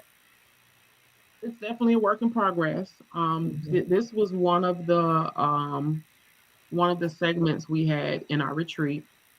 And actually, this was one of the segments that the doctor actually came in and spoke with us about, because um, Madison's pediatric specialist, he's a straight shooter, and he, Good. there's people you either love him or hate him, Hmm. because you have some people that want things, they want to be pacified, and they Right. want things to be given to them, but just give it to me like I need it, because I'm gonna tell you this. And he made all the sense in the world when he says, if you don't take care of yourself and you're no longer here, who's going to be left We're gonna behind take to care of take baby. care of what you adore, what you Hmm. feel is precious and that nobody else can do? Hmm. Which is why you don't take time for yourself, because you feel like, can nobody else do what you do and how you do it? Right. Right. Right. Guilty. Hmm. So, it got to a point to where I had to really let when they say let go and let God, and I Hmm. had to allow him to work on me with trusting other people, and to know Mm. that they may not do things how I do it, Right. but they can do it as well. They can do what Hmm. you're doing too. And I recently, I've gone on my first girls trip last year for multiple days, even taking time Yes. off from work, and Yes. so there's things, I'm traveling more. Um, and I know Dr. Barnes know we take our annual Disney cruise, and Hmm. when I first started taking it was like, Yes. she still got to be. But it got to the point. The second cruise, third cruise, I got to the point to where I was letting her go to the little children's club, and Yes. getting that time for myself. Even though we're here together, her and Hmm. I'm Hmm. still getting that hour, 2 hour of that me time. Hmm. Um, I'm working my job now. I have, more flexibility with my job, and I'm working at the school board building. So guess what I do before I go pick up Madison from extended day? Hmm. I walk the river walk the Main Street Bridge. And those, Good. you just don't realize how that time, and it's away from work. It's just Hmm. that me time and the stuff that comes to my mind that I'm thinking about. And, I'm thinking about the next trip, and I'm thinking about what I could do. And for so long, I've always felt like I don't want Madison to be a burden on anybody. I don't want them Right. to feel like, but I've gotten out of that. I'm Good. asking my village more to, help out and watch Madison more. So I'm still a work in progress, but Hmm. it has gotten, oh gosh, 110% better than Awesome. where I was. Awesome. Mhm. Yeah. Sheila, and then Jordan is. I And look, Joe gonna kill us. I'm still asking questions, and we're over time. But go I'll, ahead. I'll say it quickly. When Daniel had autism, I resorted to comfort foods. Little Debbie oatmeal cream pie, a banana icy, and the red bag of Doritos. That was several times a week. I Mm-hmm. would go to Gate gas station and get that. And so I probably gained about 50 pounds. I mean, it was Wow. just, I turned to food and I was surprised. But one of the things I did, I continued to walk Mm-hmm. and, continue to jog. But that was my comfort because I was with him most of the time because, I started putting him in sports and just different extracurricular activities. So my downtime was usually with them, just sitting in the park Mm-hmm. watching them with my comfort foods. But the Lord put someone in my life, a lady named Miss Lucille, and she became like a surrogate mother, a surrogate grandmother to the kids, and she would travel with us and just help out. And so I was able to start back traveling and doing different things because she would stay at the house with the kids, and even when I went on the road, if I needed her to go.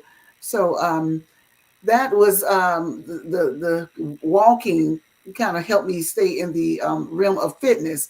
And Mm-hmm. eventually, I just got to the point and said, you know what, leave the junk alone. And so, about a year or two ago, I started back, and I'm pretty much down to where I should be. But the cruises, I started cruising.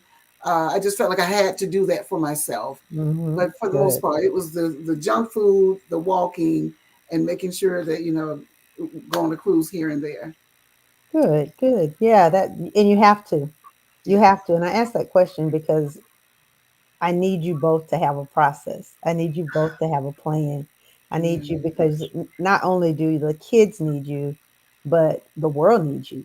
We all need to hear your voices, and we need to see, uh, just pull on you and in your experiences. There's so many people who are either are in denial or who who who think they know, but they're not going above and beyond. They're not trying to find out. They're not trying to find solutions. They've accepted it as just a thing and not getting the services that they need, or not wanting to bother people, or any of those Mm. things. And I appreciate you all letting people know that's okay.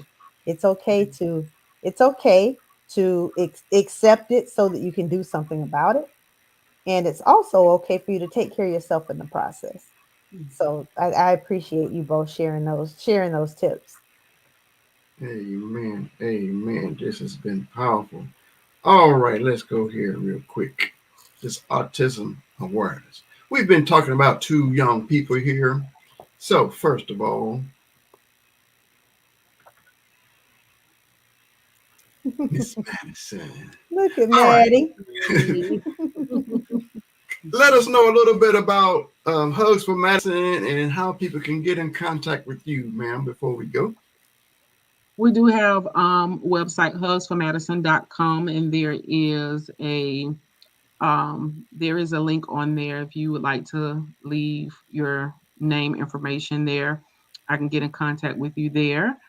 Or you could simply just email me. That's probably better, by emailing me at hugsformadison@gmail.com. That's hugsformadison @gmail.com.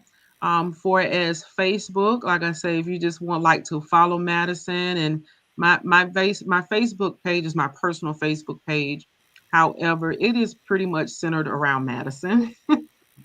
And I get questions from there. Some of the posts that I do post regarding Madison, like now she participates in Field of Dreams, where she plays baseball. It's a special needs league that we drive to St. Johns County every Saturday morning for the is during the month of February. I mean, sorry, um, February, March, April.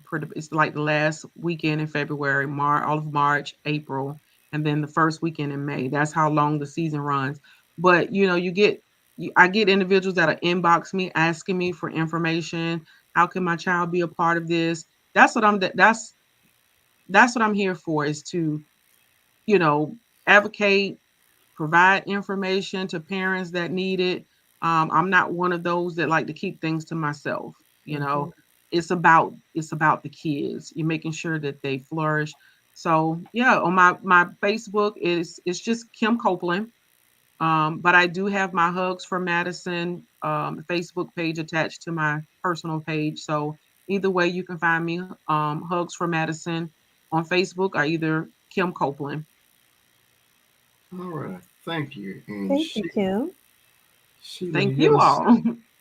Daniel's in college, but your work continues. Yes, it does. Yes. Look at him. Look at that smile. Yes. I can be reached, or we can be reached at Rainbow Over My House.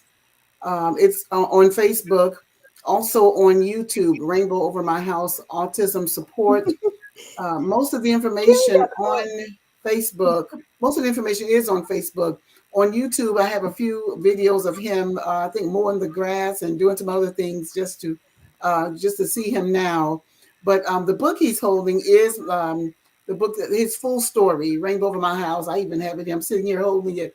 Went the wrong way. Yep. But, oh, how about that, Kim? But I'm in it's my office, so it's here with my book collection. oh, awesome.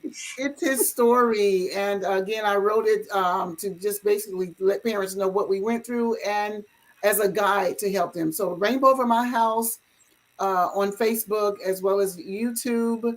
And the email address is rainbowovermyhouse@yahoo.com. Rainbowovermyhouse@yahoo.com. And I want to also just mention Healthy You, the letter U, the word healthy, the letter U now, healthyounow.org. That is the foundation of Dr. Julie Buckley. She was Daniel's autism specialist. She's still in practice and doing an awesome work in the Jacksonville area. She's the only doctor in North Florida, to my knowledge, who treats children with the holistic approach of overcoming autism. And again, I love to say this: Daniel is not the only child who has overcome autism. He's not the first, and he certainly won't be the last. But Dr. Julie Buckley of healthyounow.org, she is one of the specialists here in North Florida. Amen. Thank Thank you. All you. right, Dr. Kathy, final words. Can I No, I just say just one Yes, thing go for ahead. you? Go wait, ahead. hold on, Well, just Kim. one thing, because I know I probably mislead people and I'm like, what is the name of this retreat? When my mind kind of degress and comes down, I can kind of think it's called Deliver the Dream. So if you go on Google Deliver the Dream, it'll take you to their website and you'll see a list of different retreats that they have for any type of disability. I Okay. want to share something right quickly also. I'm going to start doing webinars in about 2 weeks. I'm going to put it on my Facebook page. I'm going to start doing webinars, and on those webinars, I will actually be cooking just to help parents out and sharing some other information. Um, Again, experience, sharing experience. Okay. We got to have you back so you show some of that cooking. I like to eat. All right. Dr. Kathy, what you got? Nothing other than just nothing. I'm done with questions. I'll just be quiet because we can do this all night. So I with know, that, right? I know, right, right, Kim. And where's Matt? Maddie must be. She is, honey, she is in her zone right now. I told you that teenager stuff. Yes, I was She gonna is in say. a zone right now, and she realized that I'm doing something. Uh So she's walked by a couple of them. You see me look up like that. She's huh. walked by like, what's she doing? I know. Listen, Maddie. I just love Maddie, as you know. But again, you both of you talked so much about just kind of the journey, and I'm just so thankful again for you all sharing and just being so open about what's there. And I just I if I know that if for some reason I know anybody, I come across anyone who just needs an answer, I'm going to send them your way. I'm Gotcha. definitely going to send them your way because Please do. I Yeah. cannot think of better people who have that um, have a foundation that is a spiritual one, that allows you to be able to navigate this work that's ahead that you're dealing with right now. So again, I just thank you both for being here and for sharing and for just being so open and so willing to help. You've given out your information, and we'll be sure to continue to share that. So thank you both so much. You're Thank you for welcome. having My us. pleasure. Yes.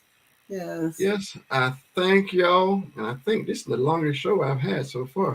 Yes, it is. It But is. It is. it's a lot You of know, good talking information. women. But it was all good stuff. None of It's us are good sitting here stuff. saying like, But okay, cut for it off. people anybody that y'all got on this show at the end, you better go back to the beginning and catch from the beginning, because I know Yeah. you missed something. I've learned so much today. And again, I thank both of y'all for joining us today. I know this information is going to help a lot of people. It will. Yeah. Well, It will. until next time, I know I got to talk to y'all and see y'all again. Y'all be blessed. Again, thank y'all for joining the show. All All right. Good right. Have a night. good one. Good Good night. night. Good night. Thanks. Stay there. All right, everybody. I thank y'all for joining. Like I just said, if you didn't catch the beginning, go back, catch the beginning. It's a lot of information, a lot of good information. And you may know some people that this will help. So go back, take notes, and share this show. All right. Until next time, y'all be blessed. Lil Joe out.